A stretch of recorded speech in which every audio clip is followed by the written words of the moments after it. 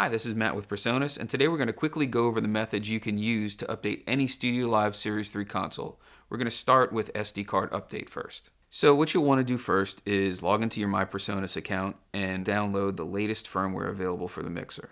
Unzip the file that you download because it is a zip file. Take the containing IMG file that you'll see and put it on your SD card. Insert the SD card into the mixer and first press the Home button. Then on the LCD screen, press System, Firmware, and then check for updates. You'll see a progress bar meter while the firmware is updating. Once the mixer is finished installing the firmware update, it will reboot itself normally. Now let's go over updating through UC Surface. Once you've downloaded the zip file from your PreSonus account, unzip it and grab the IMG file inside. Drag it into the version info section of UC Surface for your mixer.